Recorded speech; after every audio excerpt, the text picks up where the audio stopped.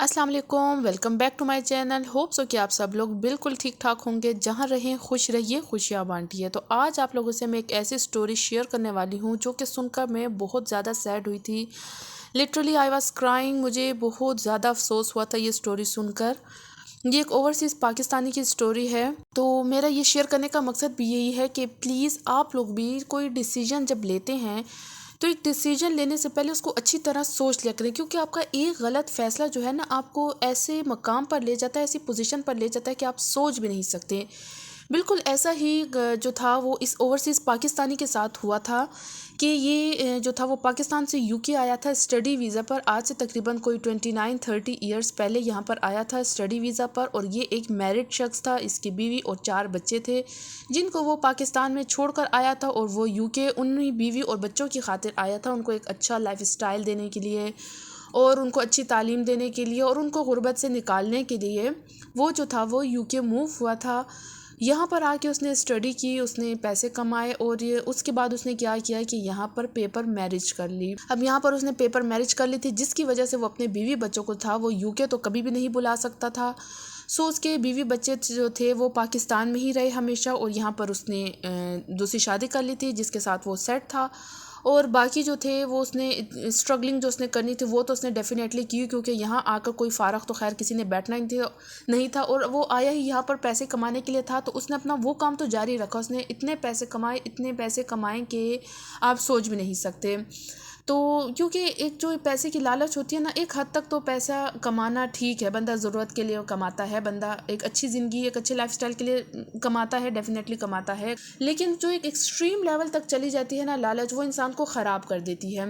तो इस केस में भी इसी तरह हुआ कि वो इतने उसने पैसे कमाए और वो जो पैसा कमाता था अपने बीवी बच्चों को जो था वो पाकिस्तान में भेजता रहता था। और वहाँ पर उसके जो बीवी बच्चे थे वो भी खुले खर्च के आदत हो चुके थे और एक इंडिपेंडेंट लाइफ के आदत हो चुके थे।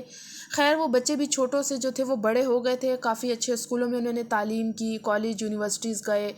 और यहाँ तक कि क्योंकि वो 29-30 ईयर जो हैं वो कहने में आते हैं, ये एक इतना बड़ा अरसा होता है कि आप इसको अगर फील करें थोड़ी देर बैठ के कि ये पूरी ज़िंदगी है एक इंसान की, मतलब इतना ये लंबा अरसा है 29-30 ईयर्स।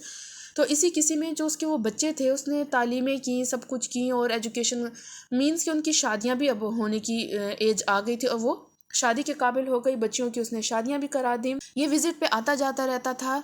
लेकिन आप लोगों को पता है कि विजिट पर जाके कोई कितना ही स्टे कर लेगा, मीन्स बहुत हुआ तो 1 मंथ या मैक्सिमम 2 मंथ्स ही आप स्टे कर सकते हैं, क्योंकि आपने वापस आना होता है। डेफिनेटली पैसे कमाने हैं, आपने जॉब करनी है तो आपको वापस तो आना है, आप इससे ज़्यादा तो नहीं टाइम स्टे कर सकते। और फिर आप इतने अरसे के लिए जाते हैं तो फिर आपको हर कोई मेहमानों की तरह ही ट्रीट करता है, आप एज अ गेस्ट ही होते हैं, तो सब आपकी खातिर करते हैं डेफिनेटली। और आपको सब कुछ प्रोवाइड होता है और आपको बड़ी केयर मिल रही होती है, बड़ी प्रोटोकॉल मिल रही होती है। और जाहिर है आप इतना जब पैसा कमा रहे होते हैं तो जब इंसान के पास पैसा हो फिर तो वैसे ही आपके आगे पीछे हर कोई होता है।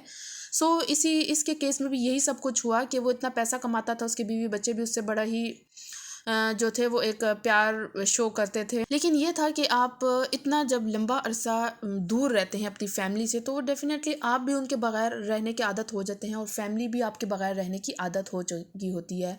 बच्चे जो थे वो छोटे से बड़े हो गए और वो अपने बाप के साथ जब नहीं रहते थे, उन्होंने अपने फादर के साथ वो टाइम स्पेंड किया, तो वो एक बॉन्डिंग ही नहीं आती फैमिली में। तो आप अंदाज़ा लगा सकते हैं कि वो एक चीज़, वो एक फीलिंग सी फैमिली के अंदर ना हो तो फिर वो सिर्फ पैसे से तो एक अच्छी फैमिली नहीं बनती ना, कि आप कहें कि हम सिर्फ पैसा कमा लें और पैसे दे दें तो हम एक अच्छी फैमिली बन जाएंगे। नहीं, ऐसा नहीं होता।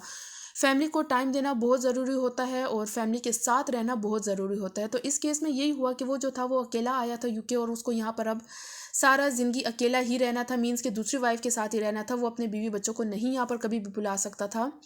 सो इसने यहाँ पर जो है वो खूब सारे पैसे कमाए और इतना पैसा कमाया कि आप अंदाज़ा लगा लें कि उसके घर के बाहर पाकिस्तान में लग्जरी कार्स खड़ी थी। उसने अपने घर को जो है वो एक महल बना लिया था। उसने काफ़ी बड़ी जो थी ना घर लिया था, उसने महल अपने लिए बनवाया था। उसमें जो हर चीज़ थी वो इम्पोर्ट कराई थी और एक लग्जरी स्टाइल का जो था ना उसने अपने लिए महल बना लिया था। अब उसकी बीवी भी जो थी वो खैर इंडिपेंडेंट हो चुकी थी, अपने जो थी ना वो अकेली रहने की आदत हो चुकी थी यहाँ पर ये भी। जब ये इतना लंबा टाइम अरसा गुजारने के बाद इसने जब सोचा कि अब मैं ज़रा इसकी एज ज़्यादा हो रही थी और जब इतने काम के वो काबिल नहीं रहा, तो उसने सोचा कि मैं अपने कंट्री वापस जाऊँ और जी आराम से ज़िंदगी गुजारूँ, अपने बीवी बच्चों को टाइम दूँ और उनके साथ ज़िंदगी गुजारूँ।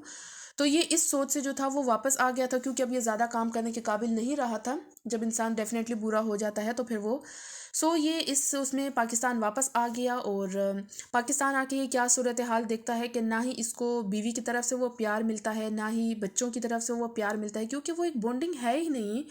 मतलब एक वो बॉन्डिंग बनी ही नहीं थी, तो वो कैसे आपको मिल सकती है अब, क्योंकि बच्चे जो थे वो आपके बगैर ही बड़े हुए हैं, तो अब वो उनमें वो प्यार नहीं था, उनमें वो फीलिंग्स ही नहीं थी।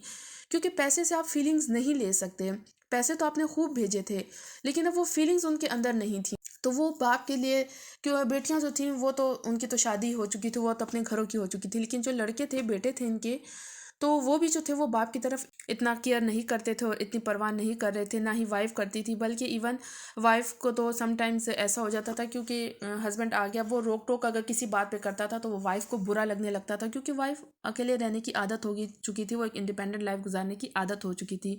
तो उसे हस्बैंड की वो रोक टोक जो थी वो बुरे लगने लगी थी, इसी तरह उसको हस्बैंड बुरा लगने लगा था। तो मतलब वो एक जो फीलिंग्स थी वो उनके अंदर नहीं थी और वो उनकी बॉन्डिंग जो थी वो नहीं बन पा रही थी। तो इसी सूरत हाल में, क्योंकि वो आदमी भी बूढ़ा हो रहा था और वाइफ भी जो थी वो भी बूढ़ी हो चुकी थी, तो इसी में करते करते जो था वो बीमारियों ने भी उसको पकड़ लिया और फिर आहिस्ता आहिस्ता वो फादर की जो थी वो डेथ हो गई थी इसी सारी कंडीशंस में। और वो क्योंकि आप फीलिंग्स अंदाज़ा एक लगा लेना कि आप इतने पैसा कमाते हैं, एक लग्जरी लाइफ स्टाइल अपने बीवी बच्चों को देते हैं, लेकिन जब आप वापस आते हैं इस सोच से कि अब मैं बच्चों को टाइम दूंगा, तो वो टाइम फिर बच्चों को या बीवी को देने का नहीं था। वो टाइम जो था, जो असल टाइम था, वो गुजर चुका है।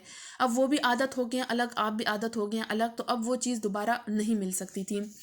तो वो इस सोच से वापस आ गया, लेकिन उसको वो सारा माहौल उसको नहीं मिला, जिसकी वजह से डेफिनेटली बंदा डिसहार्ट हो जाता है, डिप्रेशन उसको होती है, जो कुछ भी फिर हुआ। खैर उनका इंतकाल हो गया, कुछ अरसे बाद जो था वो वाइफ का भी इंतकाल हो गया। खैर वाइफ ने और बच्चों ने अपनी सारी ज़िंदगी खूब ऐश में गुजारी, क्योंकि उनको खुला पैसा आता था, उन्होंने जो दिल चाहा वो काम किया। लेकिन जब बाप का साया सर पर नहीं होता और बच्चे जो हैं वो बाप के बगैर ग्रोन अप होते हैं, तो फिर घर का माहौल वो नहीं होता जो होना चाहिए है। इसी तरह ये बच्चे भी बाप के बगैर ही एक हिसाब बड़े हुए। तो अब इनमें भी जो था वो एक चीज़ नहीं थी। इन्होंने अपने पेरेंट्स की डेथ के बाद क्या किया कि चारों बच्चों ने जो है वो जो एक इतनी मेहनत से, इतनी स्ट्रगल से और क्या कहते हैं इतनी चाह के साथ जो एक उन्होंने महल बनाया था, मतलब मैं ये कहते हुए भी ना मुझे वो सारी फीलिंग्स आ रही हैं कि बंदा कहता है जैसे मैंने अपनी आंखों से ये वाकया देखा हो, ऐसी वाली फीलिंग्स आ रही हैं कि मतलब इतनी स्ट्रगल बंदा करता है यहाँ आके और इतनी मेहनत से वो घर, मतलब हर चीज़ उसकी जो उसने इम्पोर्ट कराई थी और एक महल बनाया था। अब वो उनके बच्चों ने जो है उनके डेथ के बाद उसको सेल कर दिया। मतलब वो घर उन्होंने सेल कर दिया, इतनी मेहनत का बना हुआ घर, और उसके जो पैसे थे वो उन्होंने आपस में बांट लिए। इसी तरह फिर उसके बाद कार्स का नंबर आया और हर चीज़ आहिस्ता आहिस्ता उन्होंने सेल कर दी, क्योंकि वो खुला पैसा खर्च करने की आदत हो चुके थे। और अब वो थोड़ी चीज़ पर तो उनका गुजारा होता नहीं था, उनको तो अब खुले पैसे चाहिए थे, लेकिन अब वो पैसा जो यूके से उनको जाता था अब वो उनको जा नहीं रहा था। तो उन्होंने आहिस्ता आहिस्ता हर चीज़ जो है वो सेल कर करके और उनके पैसों को उड़ाने बैठ गए थे और आखिर वापस उसी गुर्बत में पहुंच गए जहां से निकालने के लिए इतनी मेहनत की गई थी। क्या हुआ उस पैसे का? मतलब एक इंसान सोचे कि वो पैसा जिसकी वजह से एक आदमी अपनी बीवी बच्चों को छोड़कर इतना दूर गया, सारी जिंदगी उसने स्ट्रगल की, सारी ज़िंदगी उसने स्ट्रगल की, और जब वो वापस आता है अपने बीवी बच्चों के साथ वो टाइम स्पेंड करने के लिए, अपनी ओल्ड एज स्पेंड करने के लिए, तो उसको वो प्यार नहीं मिलता, वो जो है वो केयर नहीं मिलती, और वो इसी किसी में जो है वो अपने दिल पर इतना बड़ा बोझ ले कि इंतकाल हो जाता है। और बीवी भी जो है वो इतनी लग्जरी लाइफ स्टाइल में गुजारने के बावजूद भी, क्योंकि इंसान ने मरना है, मरना ज़रूर है, तो वो वाइफ भी जो है अब वो उनकी भी डेथ हो चुकी है, लेकिन वो उनकी जो फैमिली की एक बॉन्डिंग थी, जो उन्होंने टाइम गुजारना था, जो वो हंस खेल के, वो चीज़ उनमें नहीं हुई थी। तो मतलब ये स्टोरी सुन के इंसान को बहुत ज़्यादा दुख होता है, मुझे तो बहुत ज़्यादा दुख हुआ था और आप में से भी बहुत ज़्यादा को दुख होगा ये स्टोरी सुन के। तो मैं आप लोगों से यही कहूँगी कि प्लीज़ अपने डिसीजन लेने से पहले, कोई भी फैसला करने से पहले अच्छी तरह सोच लिया करें कि उसका अंजाम क्या हो सकता है।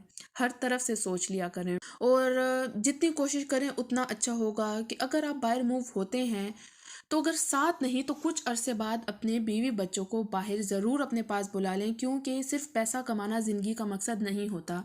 अगर आप बीवी बच्चों के साथ अपनी ज़िंदगी स्पेंड ही नहीं करेंगे तो उस पैसे का कोई फ़ायदा ही नहीं होता कि आप सारी सारी ज़िंदगी बाहर रह के पैसे कमाएं और बीवी बच्चों के साथ टाइम ना गुजरे। तो वो आप अंजाम देख रहे हैं कि क्या हुआ इस ओवरसीज़ पाकिस्तानी का अंजाम। तो होप सो कि आप लोगों को मेरी इस वीडियो से कुछ आइडिया हुआ होगा और आप लोग जो हैं वो अपने फैसले जो हैं वो खूब सोच समझ के करेंगे। आज मैंने आपसे यही शेयर करना था। इंशाल्लाह मिलते हैं नेक्स्ट वीडियो में, तब तक के लिए अल्लाह हाफिज़।